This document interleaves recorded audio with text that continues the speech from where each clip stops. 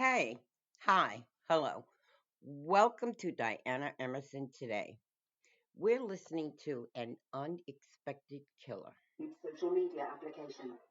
No one had seen anything like this before, where anybody would share such gruesome photos and continue to share them, and it attracted media and attention from all over the world. Utica police received numerous 911 calls, including from someone claiming responsibility for uploading the photos and what they depict. Suicide. Okay, what's your name? My name is Brandon. The victim is Bianca Michelle Evans. The photos showing a dead teenager are being rapidly shared online. You really saw the underbelly and underside, dark side of the internet, where people were praising Brandon for his act. As the details start to emerge, it becomes clear that it is a murder, and it has been methodically planned. The internet was the way that Brandon broadcasted his crime. He wanted to set the stage so that he was remembered in perpetuity. This is the tragic story of Bianca Devins, the gruesome and distressing details of her murder, and how the downside of modern technology makes it a global story. This jealousy boils over to a point of murder. Brandon viewed the relationship a whole lot differently, and he wanted more than what she was willing to give him, and ultimately he couldn't handle that rejection.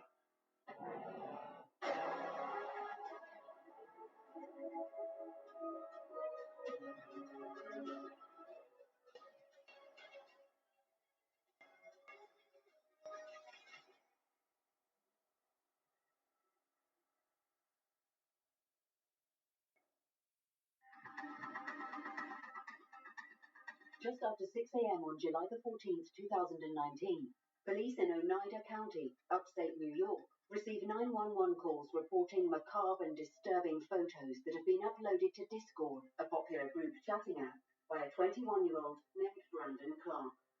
The Oneida County 911 dispatch received a call from an individual in Tennessee about a picture, for lack of a better word, that was posted online of a young individual who was described and named to be Bianca Devins of Utica, New York. We're also getting a bunch of 911 calls from people from different states saying Brandon Clark uploaded some photographs to various social media websites like Instagram, Discord, of Bianca's throat slit by Brandon. This might be a murder. We're not sure, but we don't, kind of don't want to be the person that just scrolls past it and doesn't do anything. We're also getting 911 calls from a Philip Jakes Johnson, who's a friend of Brandon Clark, who Brandon has called him to basically tell him what he's done. And at the end of that call, Mr. Jake Johnson also calls 911. He's unsure where Brandon is at that time, but has just been told that by Brandon that he's murdered his girlfriend. While police scramble to locate Bianca Devins' home address, they receive a call that stops them in their tracks. The call is from supposed killer Brandon Clark. It's going to be a murder suicide. Okay. On Polk Street, you said? The end of Post Street, yes. Okay. And Polk Street. Okay, what's your name? My name is Brandon. The victim is Bianca Michelle Devins. Yeah. What are you wearing? It doesn't matter. I'm going to be dead. Okay, well, I just want to talk to you, okay? Yeah, I know you want. Yeah, I don't know your job was. Just keep me on the line, but it's not happening, okay? He told the 911 operator that she should advise police to bring a cooler because he was an organ donor, and that perhaps in his committing suicide, his organs could be harvested and used for the greater good. Utica police are dispatched to Post Street and also to Bianca Devins' home address where her mother answers. Bianca's mother was able to tell us that on the 13th of July, she had gone to a concert in Queens, New York to see Nicole Dollinger. She told us that she went with an individual by the name of Brandon Clark.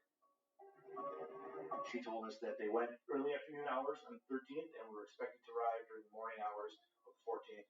It was certainly a surprise to Bianca's mother that she had not returned, and certainly quite a unwelcome wake-up that the information that she may be in danger. Officers heading to the Post Street location are being slowed down by a huge event taking place in the city.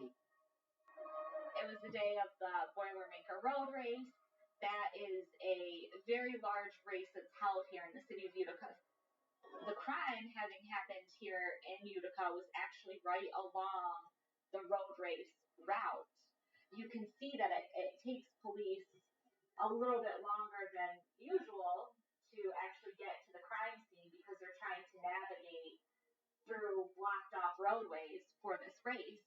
And at the same time, you have runners at the starting line. The race has now been delayed, who are concerned that there has been some type of incident or crime perpetrated, against the event.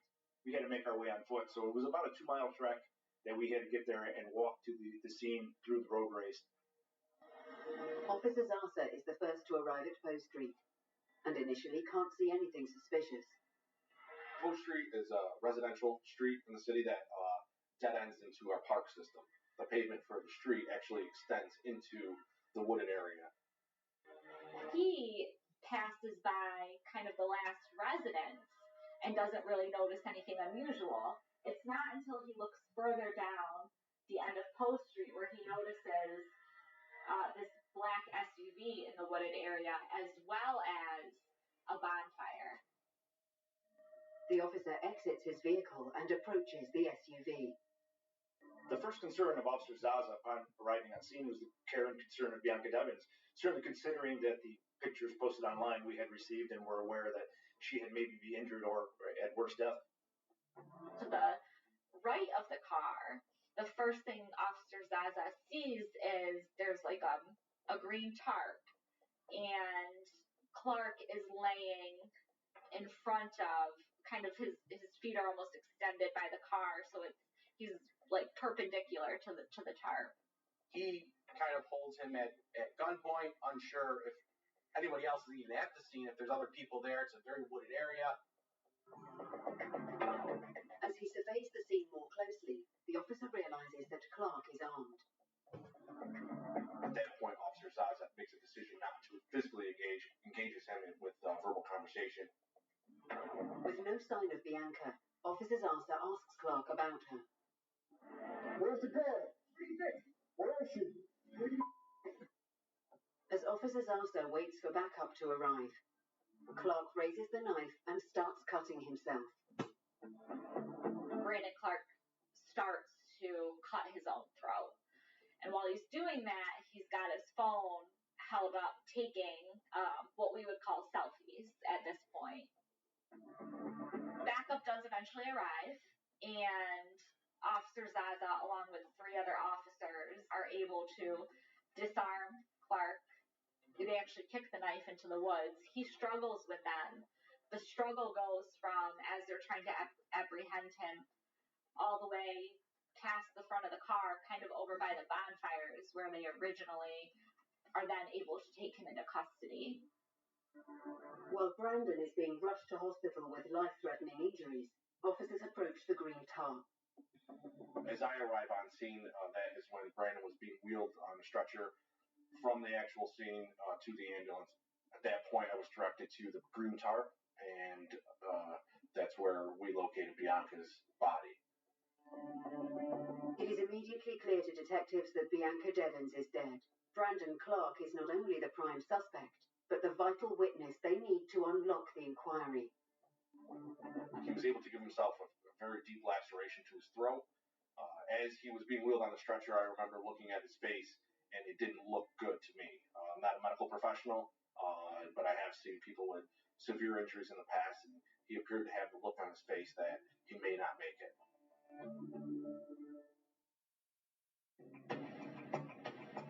With Brandon Clark being treated in hospital for the life-threatening self-inflicted cut to his throat, Utica police are processing the crime scene and Bianca Devins' body. Her body was positioned in such a way that her hands were folded across her chest, but she had a very, very significant injury to her neck. At the end of the processing of the scene on Post Street, the medical examiner removed Bianca's body to Syracuse, New York, where the autopsy was performed. 10 to 15 yards in front of the black Ford Explorer was a fire that had just been recently put out but was still smoldering, and remnants of what appeared to be hard drives, other metal objects, notebooks, things of that nature. There were various bound pieces of paper, so they tried to pull those items to see if we could extract any information from them, which ultimately we weren't able to do. The hard drives or tablets were too badly burned, as were some of the papers. We really couldn't see what was in there. We collected 2 knives at the scene. We believe that he had one knife that he killed Bianca with, the other knife he was probably using on himself. A length of rope. Again, we don't know what the purpose of that was, but given the fact that he tried to commit suicide, we thought maybe he had thought of hanging himself. One of the last items of evidentiary value that we had removed back to the Utica Police Department was the black Ford Explorer. The back seat had been folded down to allow greater access to the cargo area, and there was an immense amount of blood and other biological matter. It was clear that the vehicle contained evidence that clearly depicted that the crime of the murder occurred in the vehicle. What police find next at the crime scene is a key piece of evidence: Brandon Clark's phone. One of the most important things that they find is they see a cell phone on the ground that is playing a song. We found out on our own research it's a song called Test Drive by an artist named Joji, and it's on repeat. Officer Mahay, New York Police Department, ultimately picks up that phone and realizes that because the phone is playing this music through a Bluetooth speaker, that the phone is open or unlocked. He then collects that phone, and for the next almost 9 hours, back at the police station, keeps touching the phone every couple minutes to make sure it doesn't lock in order for us to, once we get the search warrant, to be able to go into that phone. Those were the main things that were recovered, including Bianca's phone, which did have some evidentiary value just in learning about her and her contact with Mr. Clark, albeit very brief up to that point in time in July, gave us some insight as to their relationship at that point in time. While the scene is being processed, Utica police are trying to determine where the murder actually took place. We were trying to decide where it was that she was killed. We didn't necessarily know that she was killed here in Utica. We needed to figure out, was she killed in New York City and brought here? Was she killed somewhere along the way? We knew that he lived in Syracuse. Did he take her to Syracuse, kill her, and then bring her here? Which is important because if she wasn't killed in Utica, the jurisdiction of the case would have to be in that location. One of the things that were helpful for us was he had an E-ZPass. That E-ZPass we were able to get a record of, which kind of showed us when he left New York City, when he got on the thruway, when he got off the exit here, and we were able to see that he didn't stop in Syracuse prior to coming here. Officers break the tragic news to Bianca's family.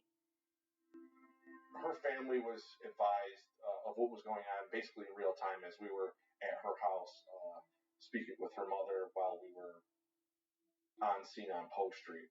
So they were advised relatively quickly of what was going on. It was really hard for them, pretty devastating for them.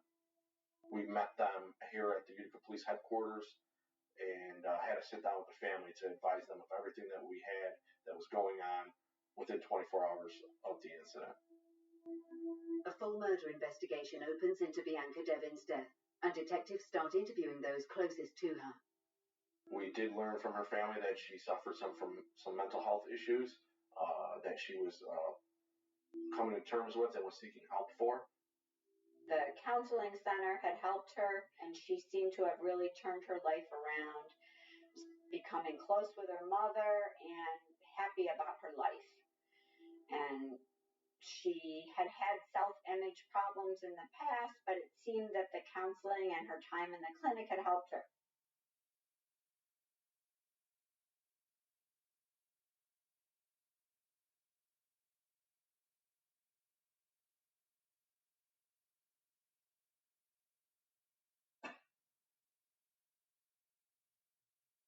Facebook, Tumblr, Discord, 4chan, And through all those different things, she, expressed a side of her that necessarily wasn't being expressed in her real life.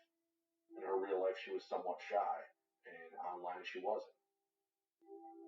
She used that platform to express herself in the positive things that she had in her life. And again, it was putting out there things about her mental health and about how she's dealing with it to let other people or other kids, probably more than anything else, know that you're not alone.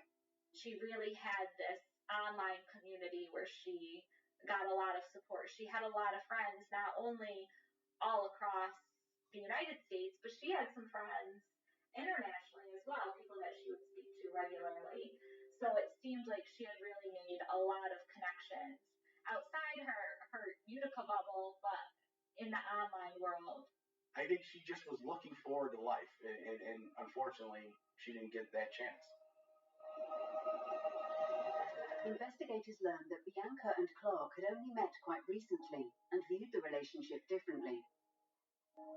As far as we know, it was sometime in the end of May when they began to really communicate over Instagram. And then shortly thereafter, in recognizing that geographically they didn't live that far apart, they began to spend time actually physically together. He was from the Syracuse area, which is 35 to 45 minutes away. Bianca trusted Brandon. She considered him her close friend. Her family trusted him. He was at her high school graduation. He was at the after party for her graduation. We also knew that Bianca had, in fact, been out to visit Brandon's family. So, both families and both sets of individuals were well acquainted with one another. This was somebody that she did bring around. This wasn't a secret boyfriend or a secret relationship that she was having. This is somebody that she was definitely having a relationship with. It's just the scale of the relationship they were having were different in both of their minds. She was a lot younger than him. She was at the time period of her life where I think she just wanted to go out and have fun and be a teenager and be someone that just graduated from high school, and she was looking forward to going to college. Where he, I think, was at the stage of his life where he goes, I just met my trophy girlfriend.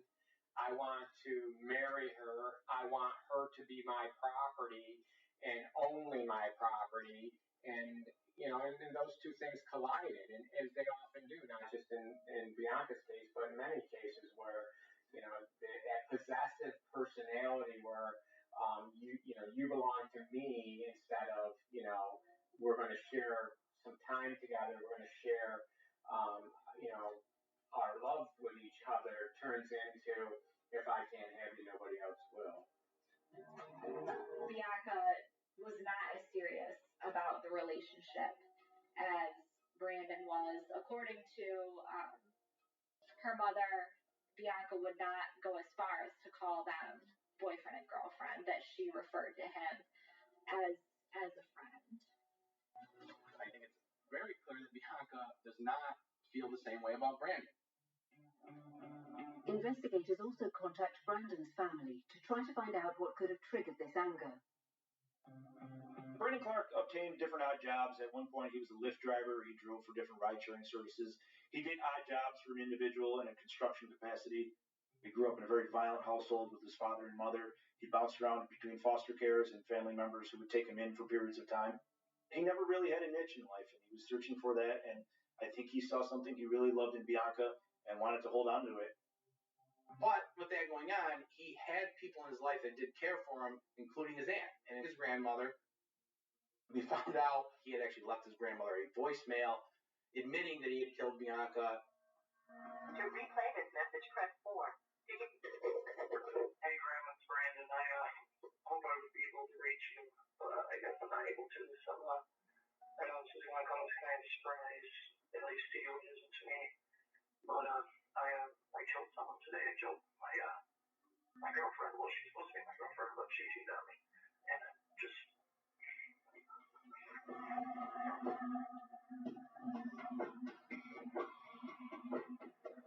Detectives visit Clark's home, and it's evident his actions were well thought out and planned. It also gives officers an insight into his mind. He was living with his aunt When they got there, she directed them to his basic room.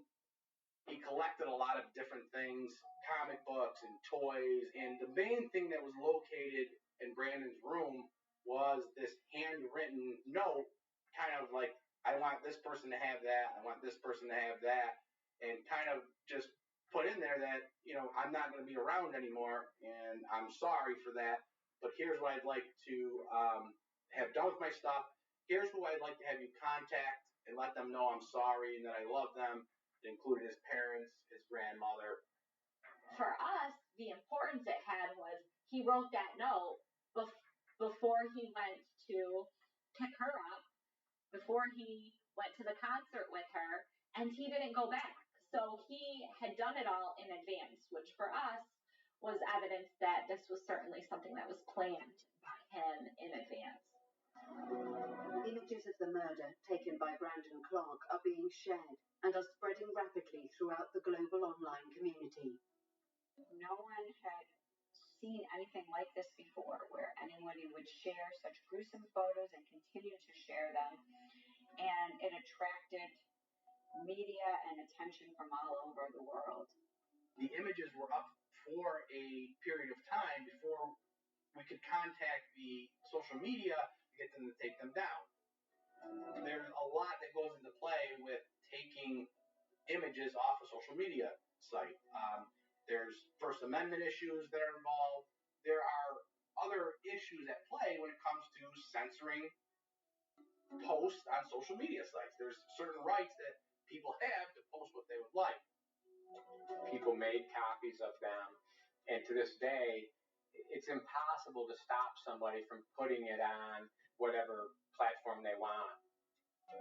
Some of these photographs are being actually sent to the family, which I don't understand that logic, why anyone would want to do that to a loved one. There are some people that are just very cold and very cruel and did not take into account the fact that every time this picture is shared, it's potential to re-victimize Bianca's family. People are attracted to that type of disturbing behavior, and there are people out there, a small percentage of the population, that seek their own attention, and by sharing that, brings that attention to them. But you really saw the underbelly and underside, dark side of the internet, where people were praising Brandon for his act. There's this whole subsection of individuals who call themselves incels, and they blame the female genre for creating situations in which men cannot have love with females. And those particular individuals and those like them were praising Brandon for his act, and they were sharing that image everywhere and saying that this was Bianca's fault for being an e-girl and being a tease and creating an internet life where all she wanted was attention, and Brandon was in the right for taking that away from her. As the murder investigation continues, detectives learn of a third person who attended the concert with Clark and Bianca on the night in question. The man's name was Alex. Once we were able to extract information from Bianca's phone, we learned that she was having a conversation with Alex via text message. At that point, we were able to get his cell phone information, his cell phone number, and ultimately be able to track him down to where he lived in New Jersey. And we were able to have a conversation with him, and then he shed some light on what the relationship was between them and what had happened at the concert.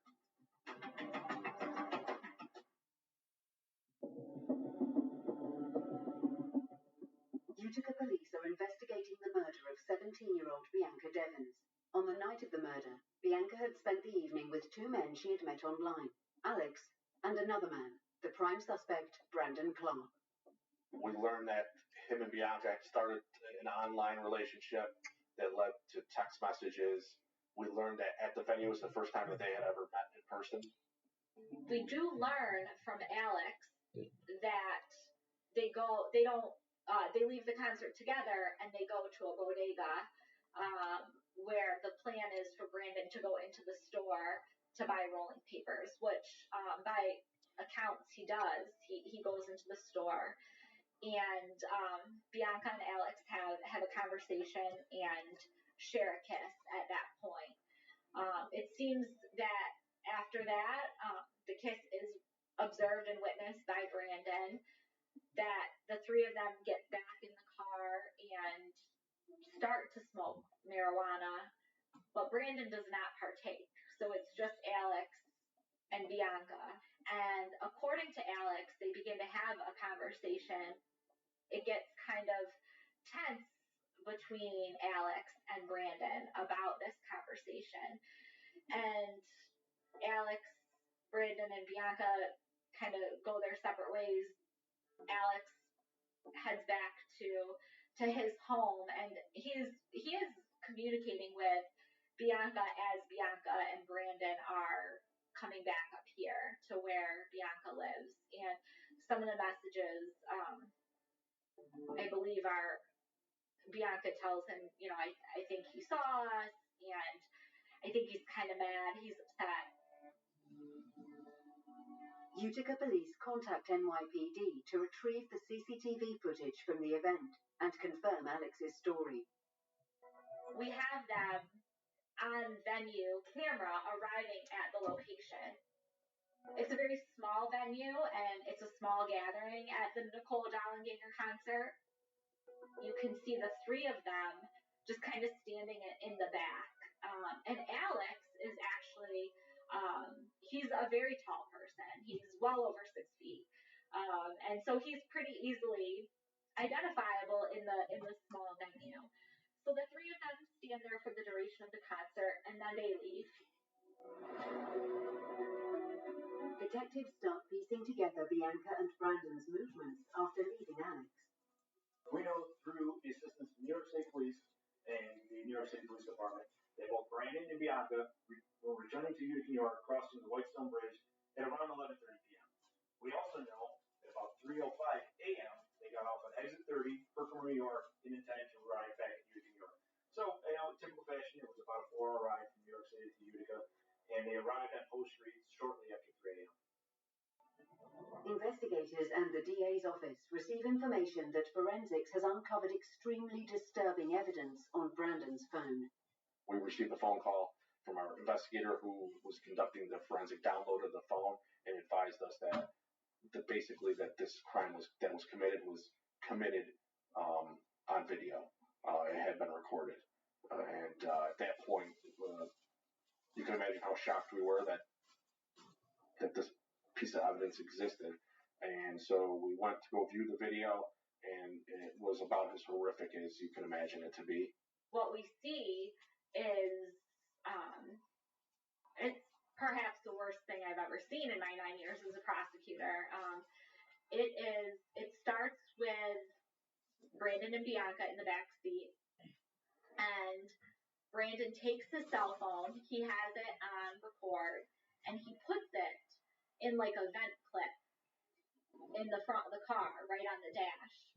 And then he sits back, and you can see that he's facing the right way, facing forward, but that Bianca he has the seats pushed back so that her legs are almost in the trunk because the back seat is laying flat in the SUV, and her head is up by the driver's seat, and she appears to be sleeping in the back. The next thing you see is Brandon reaches behind him to the right into the trunk, and you see him pull out that black handle knife that's in the photographs that he's posted to Discord.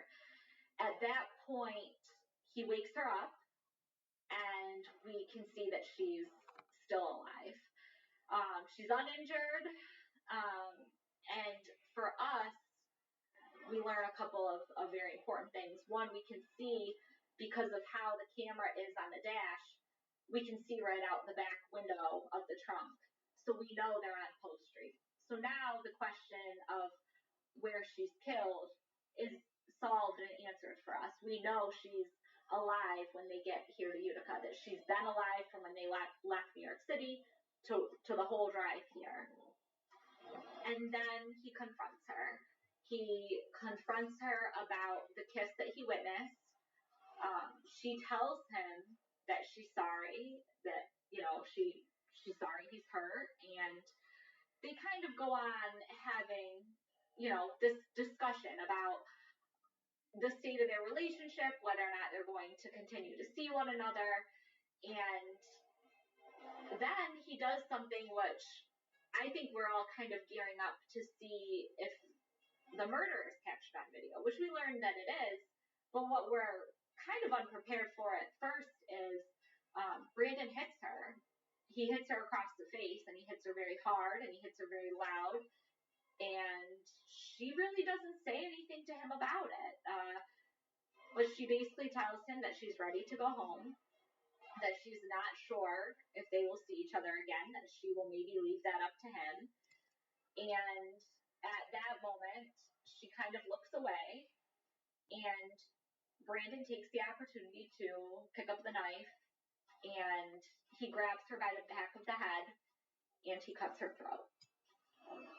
She fights for her life. She really does. You see her physically struggle, but she is tall, she's thin, and Brandon is, without a doubt, bigger and has the ability to overpower her, which he does.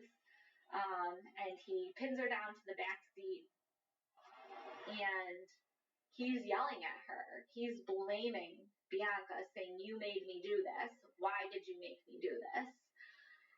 And what most people don't know, they know that there's a video of the homicide, but what they don't know is that he then retrieves the cell phone from the front vent clip, and he brings it to the back seat, and he presses record, and he videotapes very closely what I would presume would be Bianca's absolute last breaths. As she lays dying in the back seat, he's telling her to close her eyes and that she's going to go to sleep. And he films the entirety of that, and you hear her struggling to breathe, and ultimately she succumbs to that wound to her throat.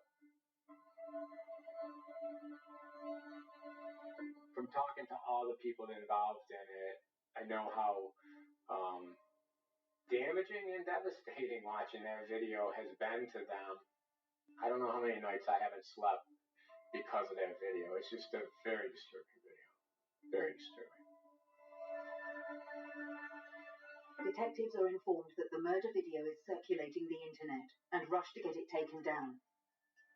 The amount of misinformation that was put out there through the internet was definitely a challenge to keep up with, because once the wrong information gets out there, it can take a life of its own.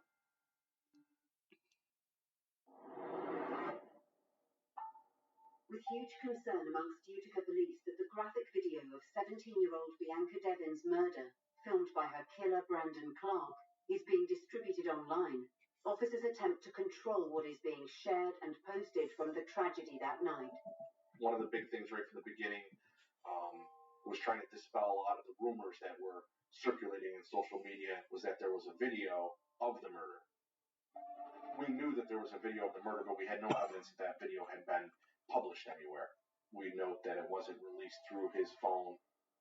We were able to locate that video, and it was clearly not the video that was related to this case. It was kind of a prank video that somebody took and said that it was a video of this crime, which depicted the two people that were similar in description to Brandon and Bianca, but it clearly was not the video. We knew that for sure because we had the video. The video was kept under wraps, and we did not release any of that information to the media. On the internet, someone's posted this text message conversation supposedly between the two of them. I know that's not true. It's a fake post. So I try very much to not get lost in the outside world, but only what we've extracted and put together between the two of them. Investigators visit the hospital to interview Brandon Clark, who is unhelpful, and realize he is loving the notoriety. One of our officers that was on guard at the hospital observed him get angry that he had missed the newscast related to this case. It was something he was interested in seeing. Things we learned is throughout this case that this case was all about Brandon, and he wanted to blame Bianca for what he had done. So what would you investigate? Well, Brandon, I'll tell you what. Okay, take your time. You can ask ask me and I can ask you, but so you would like to talk to me now? Yes, no. I have to get through this and then we can have a full conversation. Brandon declined at that point to talk to him, which is his constitutional right to not talk to the police and incriminate himself. So at that point, Investigator Palladino ceased any conversation and left the hospital. Officers received the arrest warrant, and Brandon Clark is formally charged. Here in New York State, we don't have a requirement of premeditated murder, but planning certainly helps to show intent. We had murder in the second degree, which is intentional murder. Bianca's death has a huge impact on the community. Her family put out some pink ribbons in the area that they live. You could go through that neighborhood and you knew that this is where she grew up. And I think it gave everybody some solace to know that people were thinking of Bianca. There were 2 vigils that were held. A lot of her friends were there. They had candles and they remembered her and they had photos of her. It was attended by a large number of people in the community that knew her and knew her family and really wanted to show support. The crime scene itself, the city actually had to barricade dead ends because people kept going down there at the scene where she was killed. Her mother set up a scholarship fund in Bianca's name and also an art show because Bianca was a wonderful artist. She loved to draw, and this was in her memory, and her mother had displayed many of her drawings around her house.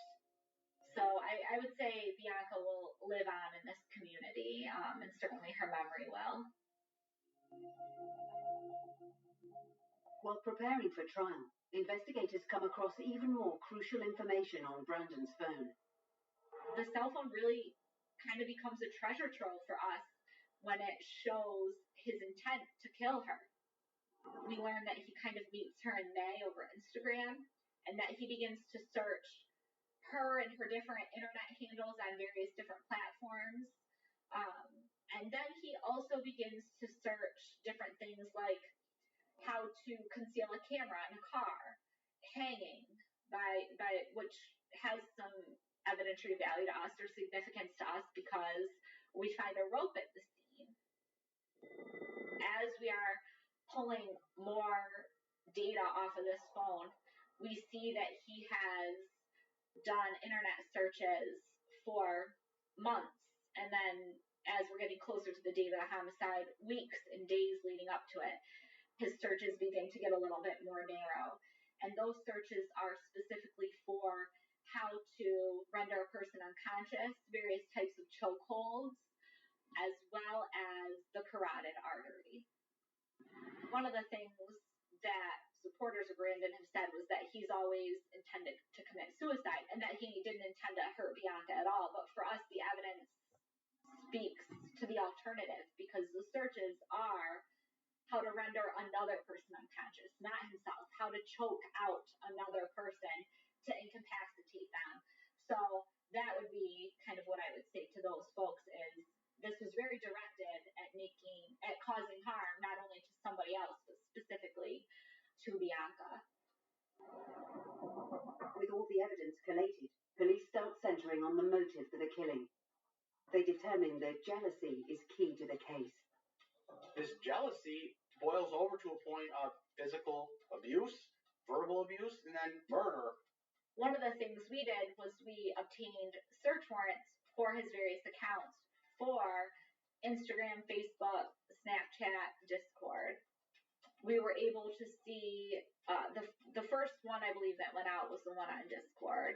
And it was that initial picture of her body, which had caught so much attention that ultimately kind of initiated those 2, I would call them good Samaritans in Tennessee and Utah to call 911. And it said, now you're going to have to find somebody else to orbit. We then learned that an orbiter is an individual who provides another individual immense amount of attention via gifts, money, or just simply accolades online. That individual who is seeking that attention has this group of followers called orbiters around them in their online persona. And that was something that Brandon did not like and ultimately was saying telling them to they won't be able to orbit around her anymore. A lot has been made about Discord and Instagram, but in our eyes, even from the beginning, those things were evidence. But our theme was that this was really truly Brandon is a domestic abuser that killed what he thought was his significant other because she didn't want to be with him. In the pre-court session, Brandon Clark enters a not guilty plea, and it is apparent he wants to shift responsibility for his actions. There were secondary sources, online bloggers and things of that nature, who got to Brandon, who said how famous he could be and that it wasn't his fault.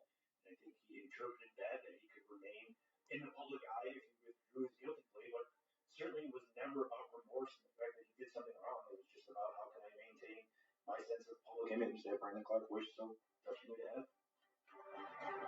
On February the 10th, 2020, just weeks before he is due to stand trial, Brandon Clark changes his plea.